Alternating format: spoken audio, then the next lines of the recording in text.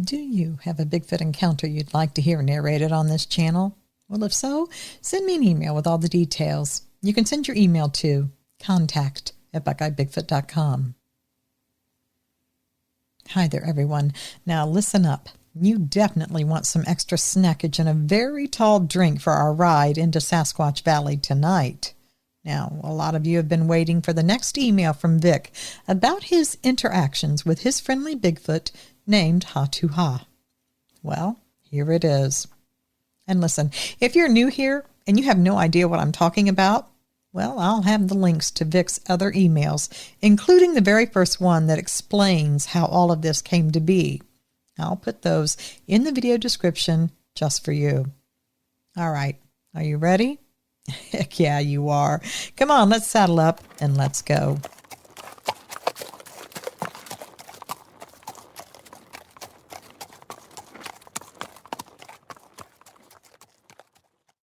Hello, everyone. I apologize for the delay in releasing Part 6. I've had a lot on my plate. I lost my younger brother. I hope you are all doing well and are happy. I also want to apologize for the length of the earlier parts of the story, which did not include Hatwoah. As I mentioned previously, I intend to share the entire narrative, and the events and information that I've provided so far are essential for understanding what will unfold later. Now, last time, I left off with the state troopers pulling me over as I was leaving the camp area. One officer spotted my gun protruding from under the passenger side floor mat, and he immediately yelled, "He has a gun! He has a gun!" The other officer behind me stepped back and drew his weapon. In response, I dropped to the floor, spreading my arms wide to show that I was not a threat, and hoping they wouldn't start shooting.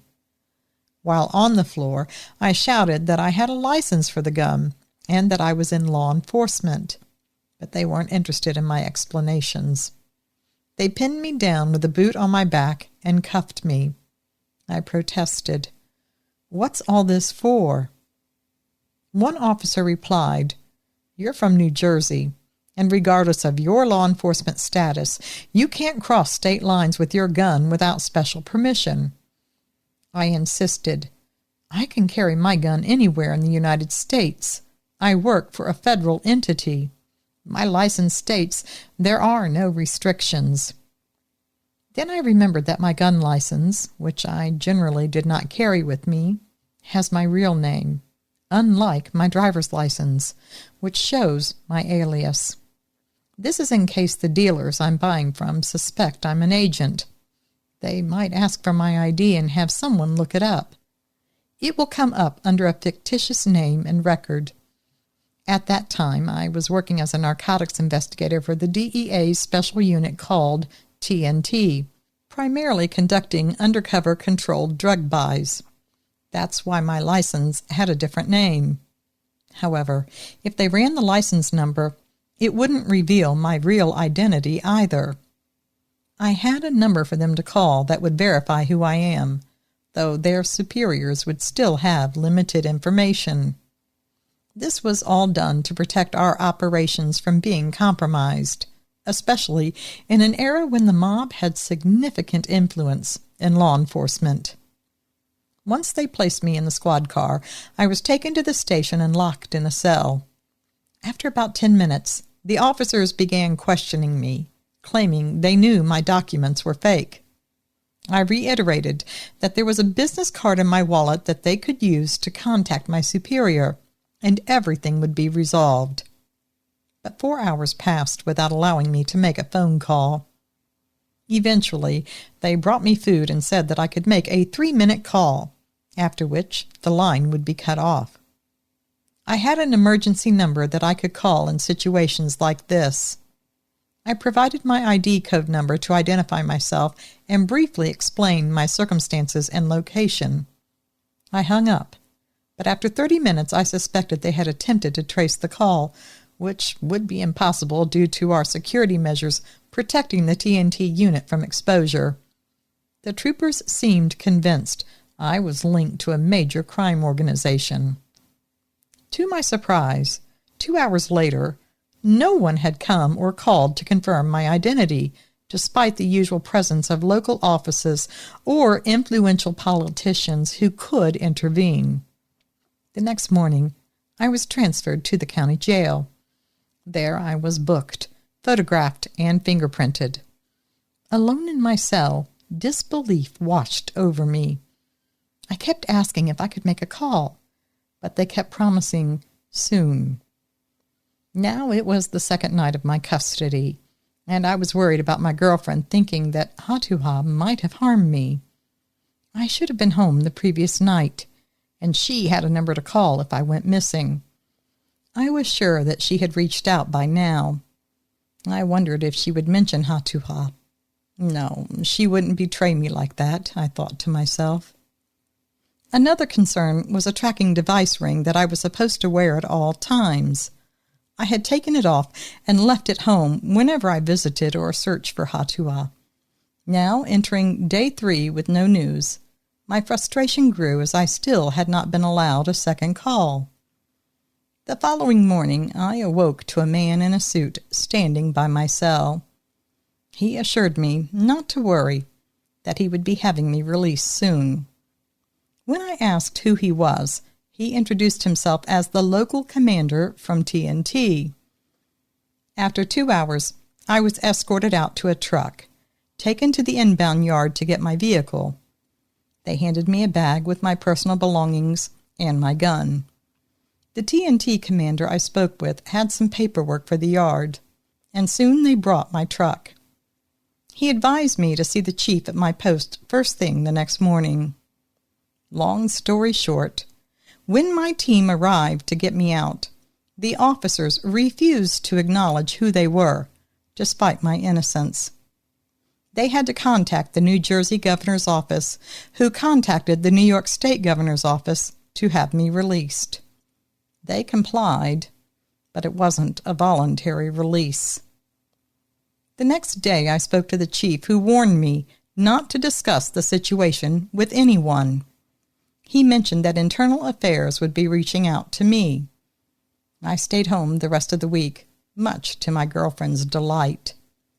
I explained that I would be going back on Saturday, and that she needed to drop me off and pick me up at a specific location on Sunday. I didn't want my truck to be at the site where the park rangers could see it. I suspected that the rangers and the state police were somehow connected. I apologized to her profusely about this constant leaving and this past ordeal. My girlfriend said that she was willing to support me and is willing to do what's needed to be done, as she can only imagine how this experience has affected my life meeting another human-like species. I also expressed to her, never acknowledge that she knows anything about Hatwoah. On Wednesday, I took photos of my entire house, inside and out, as well as the surrounding block and houses. I brought them to my lab and had them blown up to 12 by 12. I ended up with 65 pictures. On Saturday morning, I woke up early, went to the store, and picked up a dry erase board and some markers, along with magazines filled with various pictures. I visited the library and checked out some books on Bigfoot, and got a machete for cutting up his meat, a 30-foot by 30-foot net for hunting rabbits, and aluminum posts that connect into each other so he could use it to assemble a hunting net without having to make one from wood. I also bought zip ties for tying the nets to the poles, a few toys for his baby son, and I also purchased a thick plastic flat sled so I can place everything on it to drag behind me to the site once over the steep hill. I brought a hammer and some nails with a tarp to make a cabinet to keep stuff there so I don't have to lug them back and forth.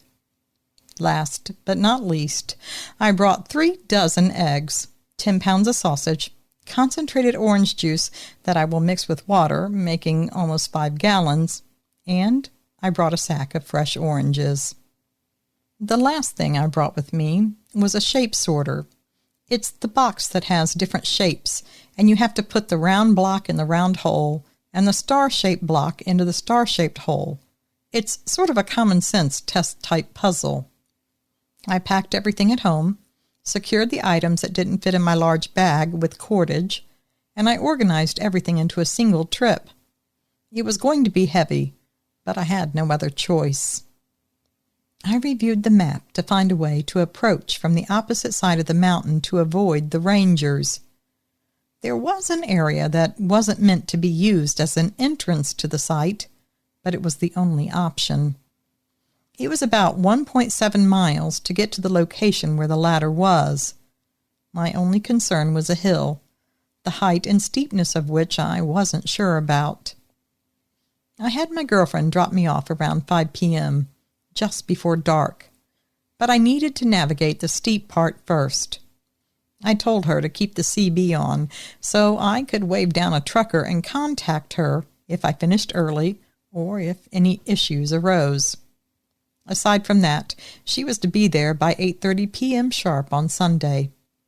I had my GPS, which, although advanced for its time, was still primitive compared to today's technology. I began my trek, and as I approached the hill, I realized it was quite steep. I secured all my gear together and left it behind while I climbed. The rope used to tie my belongings was also secured to my waist. As I reached the top, about 15 feet from the summit, I felt my body being pulled back. I realized the rope was at its end. I had to descend about 10 feet to gain solid footing so I could pull my gear up. Once I managed to get everything, I took 2 thin, long branches with green pine needles at the end of them, almost like a broom. I tied one to each of my arms, and they extended to the end of the sled behind it. As I walked to the site, I would wiggle my arms in different motions to create a natural texture on the ground behind the sled so it was not traceable, and so that it would look natural. By now it was very dark, and I was almost certain I was lost, but to my relief, I made it there. I descended the ladder and simply dropped everything on the floor. I took a drink of water, then collapsed into my sleeping bag, too exhausted to set up the tent. The weight of the backpacks and all the other items had been overwhelming. I almost left some things behind, but I insisted on making it all in one trip, and I did. Around 5:30 a.m., I heard a soft noise. Vic, along with someone poking at me. I opened my eyes to find Hatwoah there, clearly attempting to wake me. I jumped up and we embraced. I scrambled to prepare breakfast, and I asked if he wanted to eat. He responded enthusiastically. We communicated through gestures since he doesn't actually speak, but it's easier to say that he said or is saying just for clarity. I cooked fried eggs with sausage, preparing about 2.5 dozen eggs and 15 sausage links, along with 2 gallons of the orange juice. He thoroughly enjoyed the breakfast. I could see it on his face. He lay back to digest the food. When I asked if he liked it, he grinned and made a soft grunting sound. It took him about 10 minutes to convey to me that he ate eggs raw and had never had orange juice before. Tonight, well, that would be a treat for him. I brought a sack of fresh oranges. He took a 2-hour nap in the cave, and I joined him. Upon waking, I made coffee for us, but he wasn't too fond of it, expressing that he preferred mint tea. I retrieved the pictures and began showing him where we slept, ate, and took showers, along with my truck and the block that I lived on. He was fascinated by it all and bombarded me with questions. I understood most, but there were about 8 that I could not decipher. I tried to explain to him that living conditions vary depending on how much money you have, but he struggled to grasp the concept of money and work. While I continued to show him pictures, he suddenly lifted his head, adopted a serious expression, and cupped his hands around his ears as if he heard something. He pointed to the ladder. I slowly climbed up and crawled to the edge of the bushes. About 30 feet in front of me were the 2 rangers walking toward the area opposite the ladder that I had mentioned last week to them. That seemed odd. Did they have nothing better to do than check up on me? Well, at least that was my assumption. On my way here last night, I made sure to cover my tracks so no one could follow me. I went back down and tried to explain to him that they were law enforcement, but he still didn't understand. But he seemed concerned as he attempted to explain to me something which I couldn't understand. I let him know they were not friendly, that they wore hats, and that he should stay away from them if he saw them. It's worth mentioning how amazed I was by his hearing. It was like a cat or a dog. I went and got the dry erase board to see if he can draw something for me to understand what it was he was trying to say to me. I showed him how to use the board, but his hands were too large for the markers, so I tied a piece of stick to the markers so they fit his hand. He began to draw a ground with sticks representing trees, I assumed, then bushes, followed by the ladder, and us sitting down. His drawing was not very artistic, but I got the idea. It was the old meeting area with the new area. Then he drew the 2 rangers with 2 lines, one from each head of the rangers, both leading to his head down to us. I think he was telling me that he knew what they were thinking or saying. I thought to myself, wow, can this be real? I started to draw pictures like waves going from one person's head to another, and they're far apart. And then I drew an X on the mouths, showing they're not talking, but they're communicating with the mind. I don't think he really understood me. To confirm, I thought of an experiment. I showed him, I will turn around and I will hold sticks in my hand. I will think about how many I will be holding. I got up, gathered sticks, sat down with both of our backs to each other. He attempted to turn around to see what I was doing, but I would turn him back around. After 20 minutes of doing this, he finally understood what it was I wanted to do. On the first attempt, I held 5 sticks in my hand and I said, "Okay, Hatwoah," and I concentrated on the 5 sticks.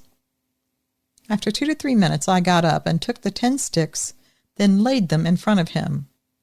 I asked him to show me how many I had in my hand. He selected 3. That was wrong.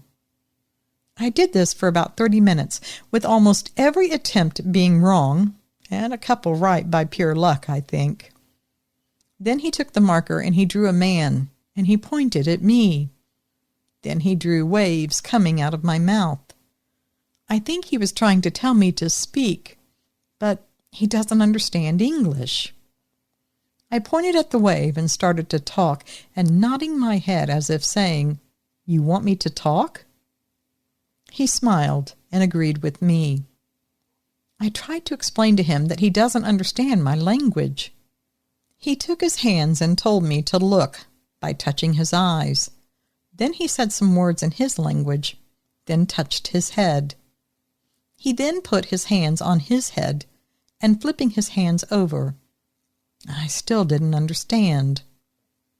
I figured we needed a break. So I went and gathered some mint, and we sat drinking tea while I continued showing him pictures and magazines of all sorts of things. However, I still had in my head what he was trying to explain to me with his hands and his head. He had countless questions about televisions, how pictures are made, cars, ovens, sinks, everything he saw that was new to him, and he looked at each image as if it was magic. I told him that he could keep the magazines and any pictures he wanted. He asked if it was possible to take a picture of us together, and I promised him that I would next time, which he did not understand. So I nodded my head and explained next time. But I'm not sure he understood that either.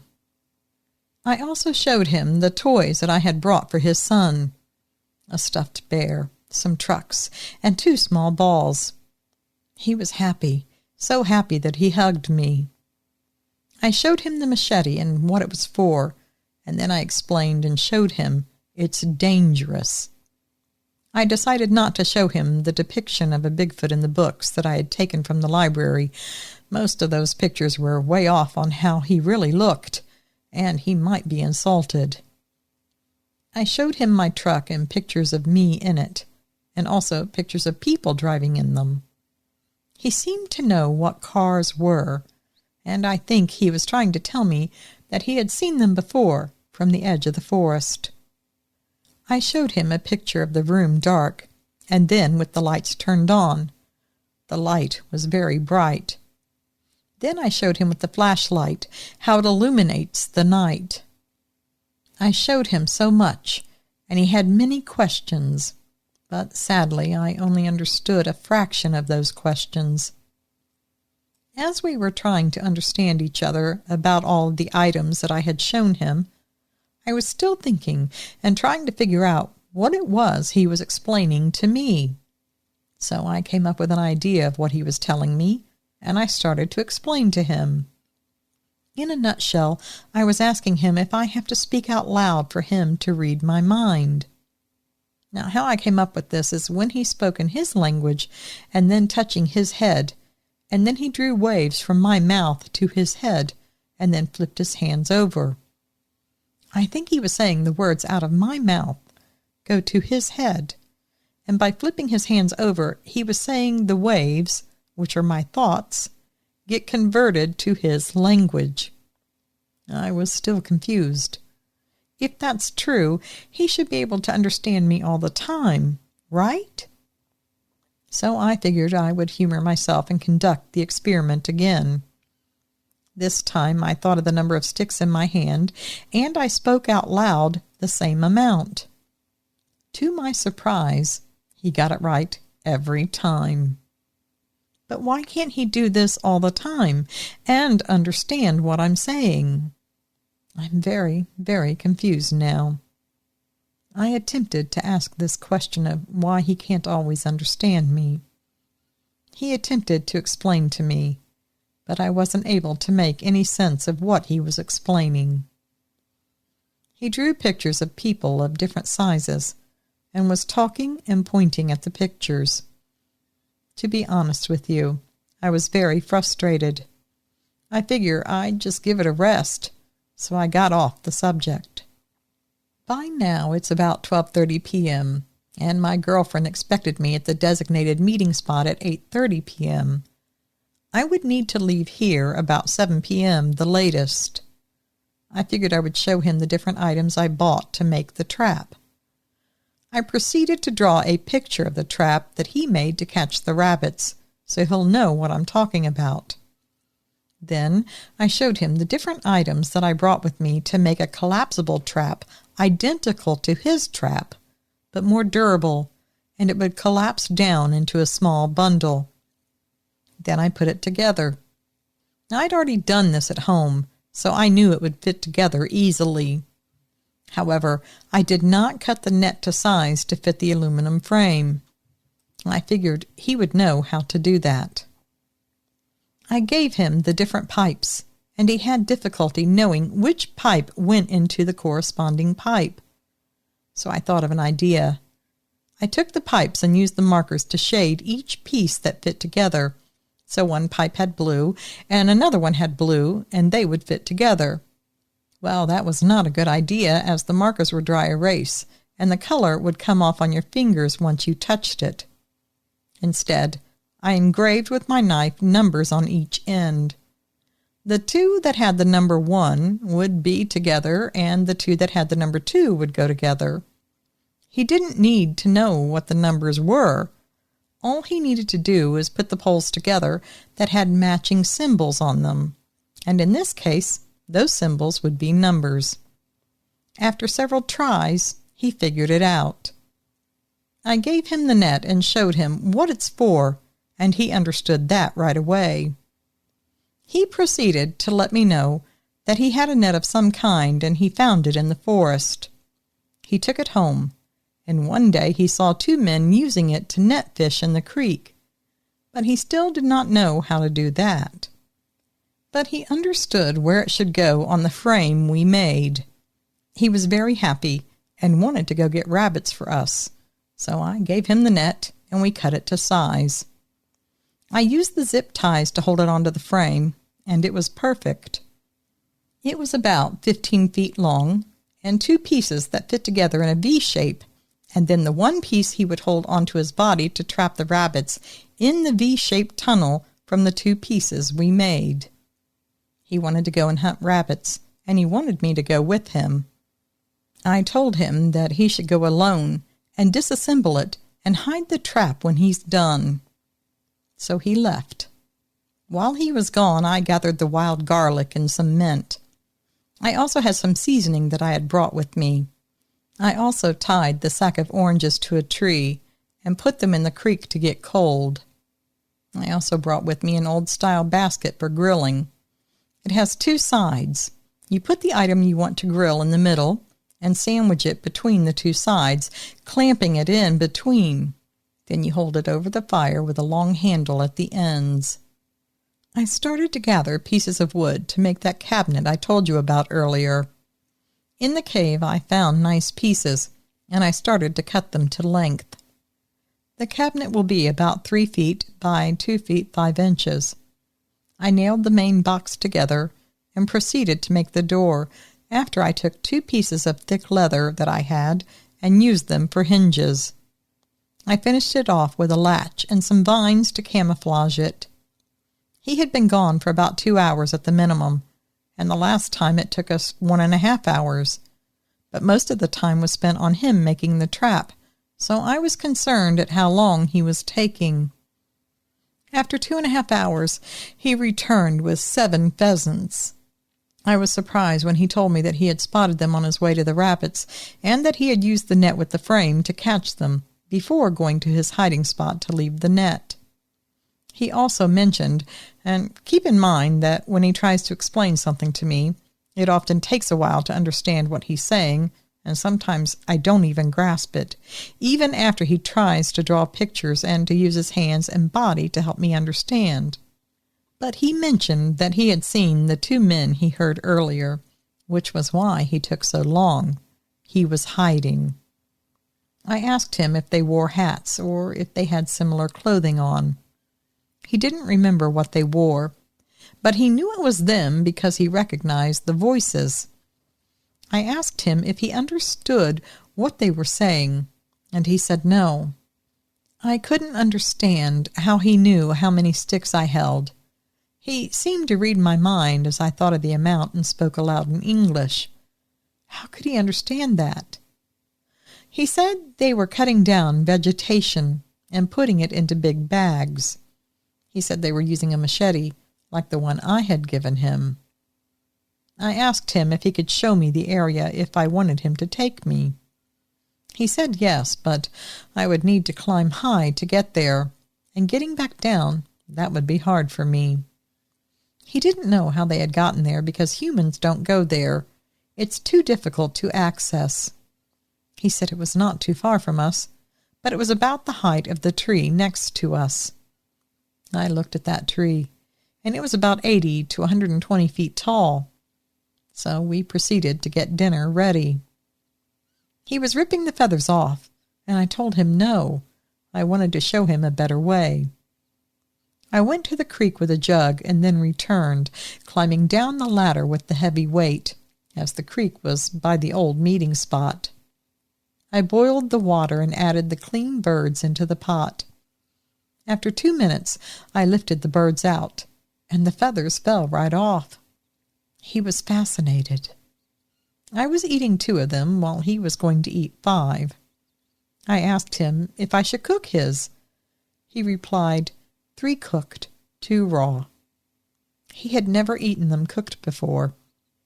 I explained that if humans ate raw meat, that they could get very sick, maybe even die. He couldn't understand why, since we were so much alike. Why couldn't humans eat raw meat?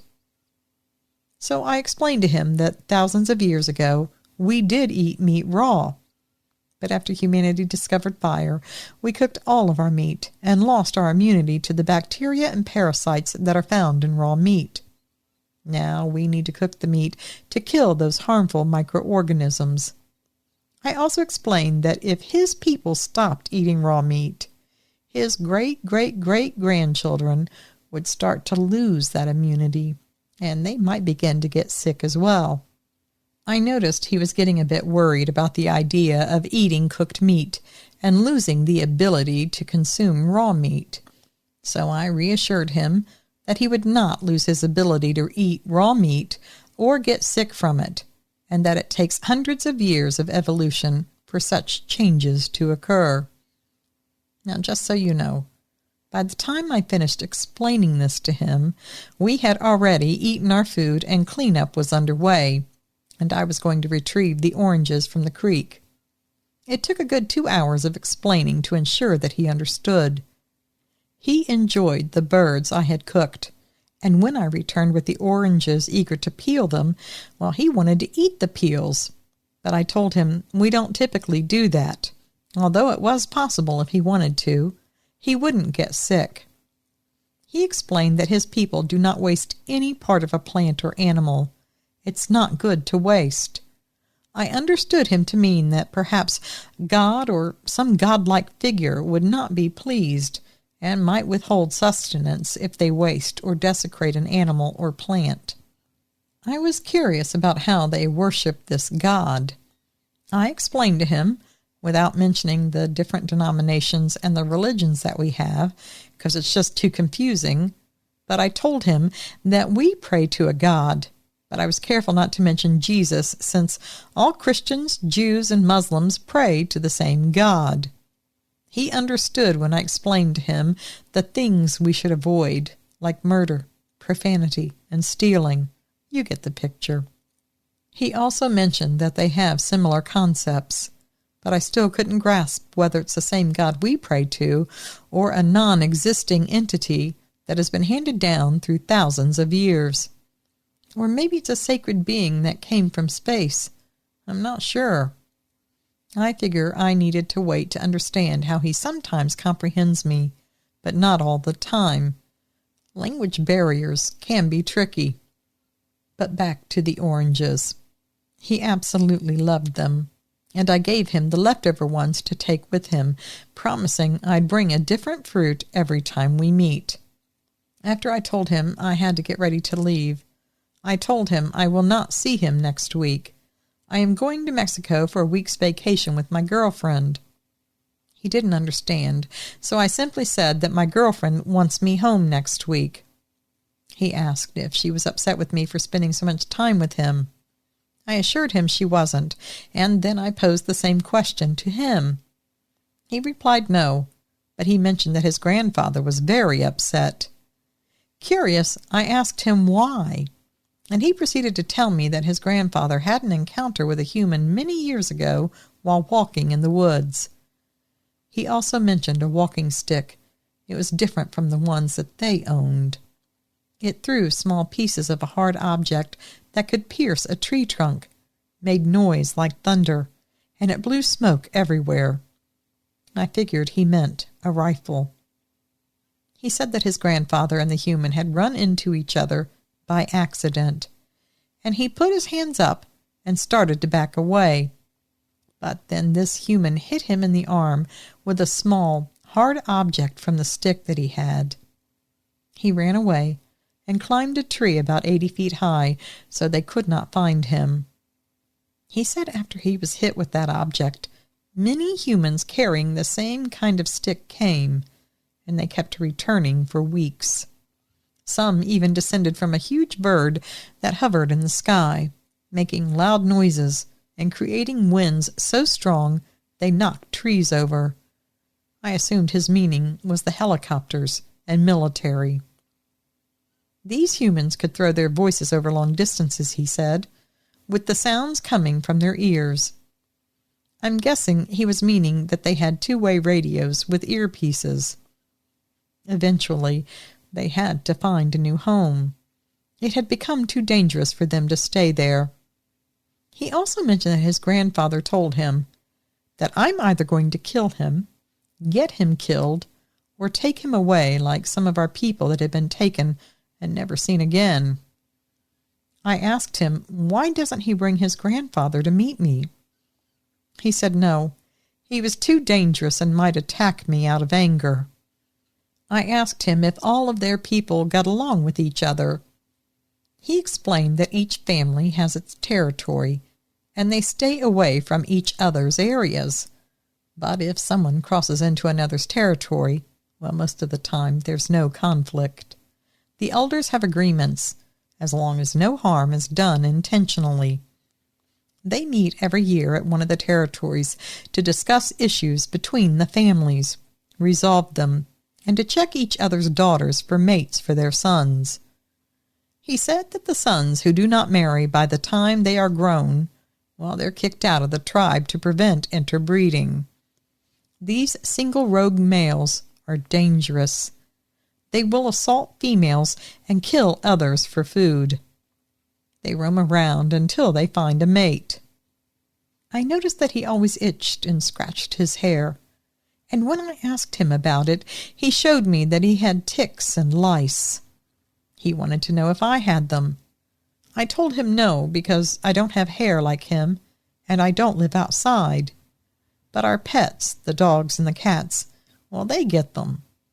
He said they burn a type of leaf and let it smolder, and the smoke kills the pests, but after a while they do return. I told him that the next time I come, I would bring him something to help him get rid of them. He was interested in learning more about our pets, and he wondered why we would have something that doesn't benefit us and wastes resources. I explained that humans are very social, just as they are. But humans have had these pets for hundreds of years, and some lonely humans seek their companionship. He said, "How are humans alone? We are never alone. Our family is always there. We care for the elderly and the sick. We do not abandon each other." I explained that some humans do abandon their families, and not all people are good. I was curious to hear more about his grandfather's encounters with humans, especially the military that came after he was spotted. He said that they are physically stronger than humans, but humans have very powerful gifts from their God that they use to kill his people. I assume he means the guns, the walkie-talkies, the helicopters, and the different firearms, that he meant those were gifts from our God. I asked him if he had ever seen these people who possess all these items. He said that he sees regular humans using sticks, but now I know they are what you showed me when we first met, and they do use them to kill for food. Now he was referring to the powerful sticks and the gun that I shot for him at my tent when we first met. He saw the small, hard projectiles that came out of my gun, and I also explained we have rifles, which he called sticks. He suddenly lifted his head, and he became very serious. Okay, my friends. Well, till next time. I only ask for you not to be rude or nasty, or to make derogatory statements in the comments area. Live and let live. It will not hurt you to have an open mind and try to gain some knowledge of these other humans. You have nothing to lose. And who knows? If this is a true story and you have an encounter yourself one day, well, you will have some knowledge, and it might just save your life. Crazier things have happened. God bless you all. Be safe, and be kind to your fellow human. That includes Bigfoot. Thanks, Vic. Well, there you have it, Sasquatch. I know that a lot of you have been waiting and asking repeatedly for when the next email from Vic would come. Well, I couldn't control that, but here it is, and I'm sure it didn't disappoint. Again, if you have no idea how all of this started with this friendly Bigfoot, or if you just want to go back to the beginning and listen to all of Vic's emails again, well, I'll put links to all of them in the video description below. But you know what? I just had a thought. How about I just make a playlist, just a playlist of Vic's emails with Hatwoah, and that should make it easier for everyone. I can load them up, and once you hit that playlist, they should play in order. So I'll put a link to all the different videos in the description below, and when I make the playlist, I'll put the link to the playlist as well. I hope that helps you. All right, everyone. Now listen, that's going to close the books on another wonderful, great night down into Sasquatch Valley. Until we meet up again, always remember, absence of proof is not proof of absence. Thanks for listening.